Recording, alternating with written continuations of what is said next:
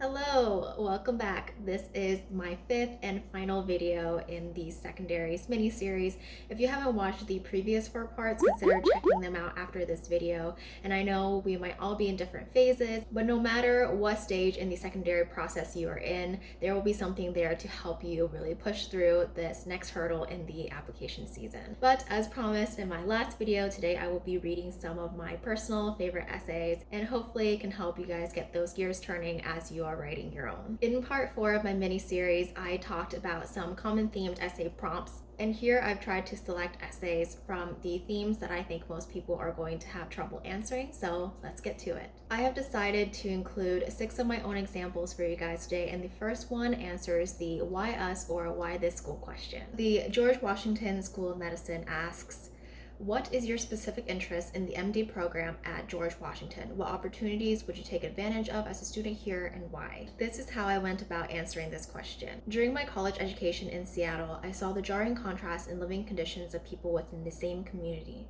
Below the high-rises are the sleeping bags of those experiencing homelessness. While volunteering with families in overnight shelters, I saw how a complete meal was replaced with cheap and convenient chicken nuggets, chips, and high-sodium soups. It is extremely difficult to maintain a balanced diet without a place to cook or the financial ability and the proper education on nutrition to do so.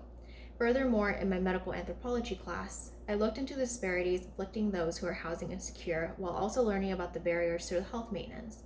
For example, constant displacement makes it challenging for diabetes management, which requires a healthy diet, routine medication, and regular glucose monitoring. There is so much more to caring for the health of an individual than just the treatment of diseases. It requires an understanding of the health of the community that they live in, the type of resources available to them, and the health policies in place. George Washington School of Medicine and Health Sciences strongly integrates these values into their curriculum. One of the most interesting offers at George Washington is the Clinical Public Health Summit, where students work together to propose solutions to address major health issues facing the community, such as obesity and HIV and AIDS. This is such an invaluable experience due to its collaborative nature and opportunity to work with community experts and decision makers. It is clear that the George Washington School of Medicine and Health Sciences is a place to cultivate initiative and leadership by providing its students with unique firsthand experience to develop those skills in medicine. At the George Washington School of Medicine, I have the additional opportunity to be involved in the community/urban health scholarly concentrations, where I will gain greater insights on the challenges specific to urban communities. I am especially interested in its focus on care for underserved individuals through modalities such as case studies and community-based volunteering. I don't want to be a passive learner. I want to utilize my knowledge to work on interdisciplinary projects and research to improve the health outcomes of those who are medically underserved and vulnerable. I know that at the George Washington School of Medicine and Health Sciences, my passions will be more clearly realized, developed, and practiced. The next prompt comes from the University of Washington School of Medicine, and this is an essay prompt that I briefly talked about in, I believe, part 3 of my mini-series, where I encourage you guys to think outside of the box when answering these types of questions. So they ask, how have societal inequities in the US affected you or the patients you have worked with? I would categorize this question under experience, but this is specifically addressing health inequities. Here is my response to this essay. Ellen is a 90-year-old resident that I have been caring for as a CNA. One day, she began complaining of upper abdominal pain and a lack of appetite. When I brought it up to colleagues who were more familiar with her, they concluded that this was normal behavior and was nothing to be concerned about. As time progressed, the pain not only worsened, but was also coupled with persistent nausea and episodes of vomiting. Furthermore, concerned about the possibility of rapid weight loss exacerbating her symptoms, I weighed in. Indeed, she had lost nearly 10 pounds within a few weeks. I pushed to call for an ambulance. Later on, I was notified that the resident had been diagnosed with gallstones and was scheduled for a cholecystectomy. One of the most overlooked forms of social inequity is ageism. Age-related implicit biases in ageisms can come in many forms, but its impact on healthcare for the elderly is hard to overstate. It is all too easy to brush aside the worries of an older loved one when they have complained about pain a dozen times before. Physicians sometimes dismiss diagnosable illnesses by attributing it to aging, especially as many elderly individuals struggle to communicate and physicians run on tight schedules. Clinical trials can also prioritize working with the general population over elderly patients who have a number of related chronic issues. Yet, to disregard the needs of the elderly and their fears can result in a delay of care that can have disastrous consequences. The next prompt falls into the long-term plans category, and this question comes from the Warren Alpert Medical School at Brown University. They ask, what are your aspirations for your medical practice? Fast forward to 15 years in the future, where do you imagine yourself? In answering this prompt, I've sort of reused a part of my response to the why this school question from earlier. So I'm just going to skip over that section, but of course you can always read it for a better flow. So I said, to address these issues, I envision myself as an internal medicine physician working with medically underserved urban communities to promote preventative care and to connect patients with resources necessary for their health to thrive. I believe that preventative medicine and routine checkups are the key to preventing long-term consequences from health neglect, which is why I find this role to be so meaningful. The wider scope of knowledge gained by pursuing primary care will also allow me to address the breadth of conditions that affect the diverse populations that I aspire to work with. While I have personal connections with urban, suburban communities, I can also imagine myself collaborating with other professionals to alleviate the health barriers in rural settings. One of the largest barriers in rural communities is physician shortage and access to nearby hospitals. However, due to COVID, there has been a substantial increase in the prevalence of telemedicine. During my CNA experience, I have seen the positives of the system when I sat with my residents through their virtual appointments. While there are still a lot of considerations and limitations with the system at the moment, I remain hopeful that this is a powerful tool that I can utilize in my career to work towards addressing health disparities in rural communities. I fully recognize that these ambitions are not achievable alone. My dream is to establish interprofessional collaborations with other physicians, pharmacists, and logistical experts to aid in the pursuit of reducing the health disparities that afflict the disadvantaged over time. Moving on to the fourth prompt, I have an experience-related question from the Medical College of Wisconsin. They ask, the Medical College of Wisconsin is committed to educating health professionals who are dedicated to improving health equity across the diverse populations we serve. Share with us what you have learned or how you have grown through working with or serving people from cultural backgrounds or groups different than your own. How do you believe you can contribute to improving health equity or reducing health disparities as a physician? My answer to this is, even under the umbrella term of underserved, individuals have their own cultural beliefs and come from a range of difficult economic backgrounds. They can also vary in age or have different familial responsibilities. While volunteering with those who are experiencing homelessness, I've seen people from all ethnic backgrounds. I've seen the old and the young. I've seen the single mothers and the people caring for their parents. There is so much more to who a person is than their categorization as underserved.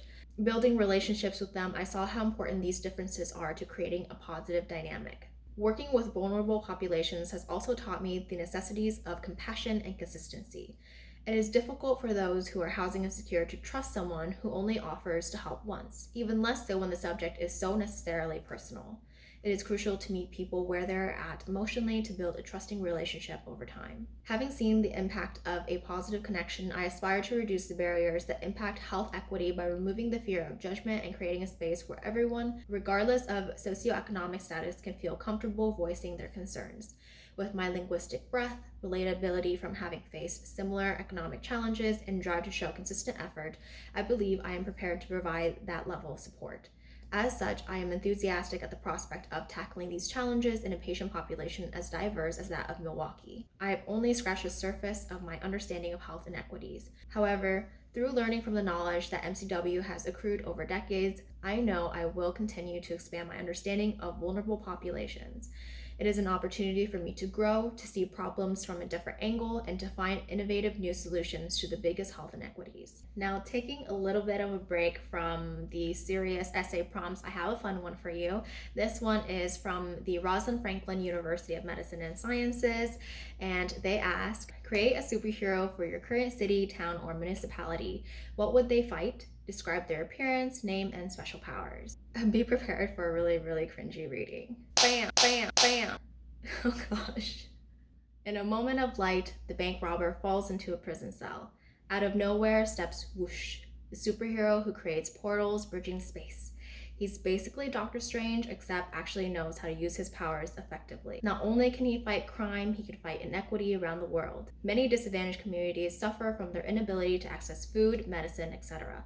That issue stems from the logistics and costs of moving resources large distances. Consequently, the benefits from charitable donations are substantially reduced, but Whoosh can help bridge disconnected places. By reducing the cost of moving large quantities of resources around the world, Whoosh can take the excess that the greater Seattle area has and distribute them to disparate places before they expire. And if a mad titan ever came strolling along, he could just close a portal to cut off his glove with magic stones.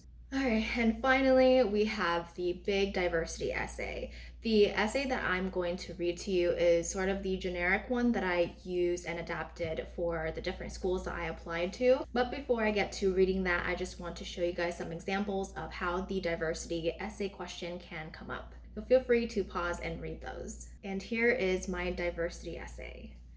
Being an immigrant from a relatively homogenous country was a huge cultural shock. Attending a high school where the largest ethno group was Hispanic, I was exposed to cultures differing from my own. Learning Spanish, I gained a greater appreciation of the community and built connections with both my classmates and neighbors.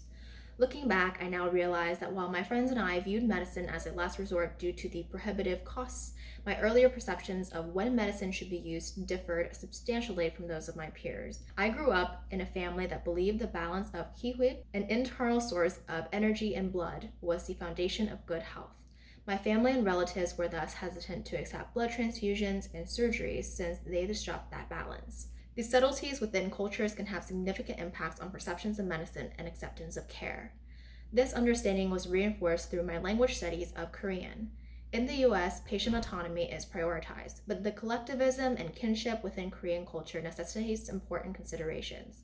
In healthcare, Korean patients might prefer to involve the family in the decision-making process, and older patients may look to the family's eldest child for guidance. As such, they may not see the need for advanced directives and families might be more involved. Appreciating these subtleties, I am able to offer my peers different perspectives when discussing ethical dilemmas. The decisions we may initially view as ideal from classroom discussions are ultimately lacking without also incorporating the diverse backgrounds of the patient population we are serving. And those are 6 of my personal favorite secondary essays. I know they are not perfect, and there are some things that I would like to change about them if I went back in time and rewrote these, but I just really wanted to throw out some of my own personal examples to help you guys in your brainstorming process, as well as to let you guys see how I approach these questions and what sort of things I focused on. If you found this video helpful, please give it a thumbs up, and I would greatly appreciate that. I can't believe that this mini series is coming to an end. It's kind of bittersweet because I really enjoyed talking about this part of the application process. And so that is all I have for today. Thank you so much for watching, and as always, best wishes, warmest regards, until next time. Bye!